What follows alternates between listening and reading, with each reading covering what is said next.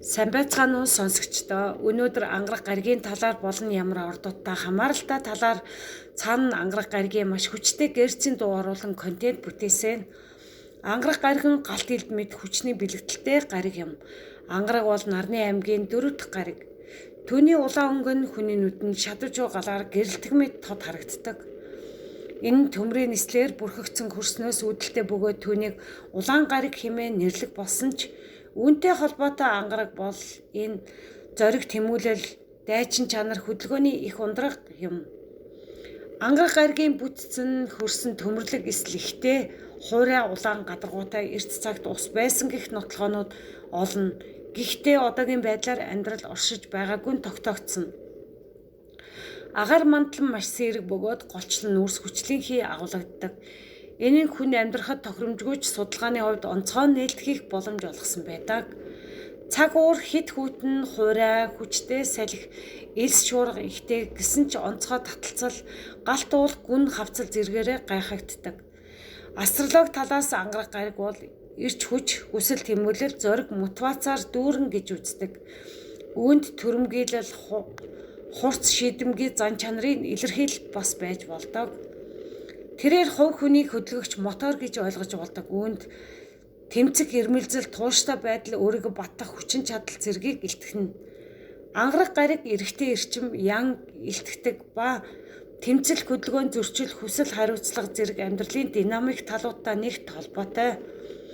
Ангарах гаригийн эзэмшдэг орд нь хонь буюу Ариас ангарах энэ ордонд өөрийн хүчийг бүрэн дүүрэн илэрхийлдэг. Хоньны ордон зоримог шийдэмгий шууд шуурхай шийдвэртэй зан чанартай. Энэ ангарагын эрч хүчтэй дайчин байдалтай нэгдэж хүнийг зоригтой удирдах чадвартай болгодог гэж үздэг. Дараагийн орд хилэнцгийн орд, хоёр дахь эзэмшигч орд нь ангараг энд сэтгэлийн гүн тэмцэл, дотоод хүч, шатааж буй хүсэл тэмүүллээр илэрдэг. Хилэнцгийн орд дахь ангараг нь зүгээр нэг төрөмгийл бус харин тэсвэр, хадуужил, хувирлын хүч, эр зургийн илтгэл байдаг.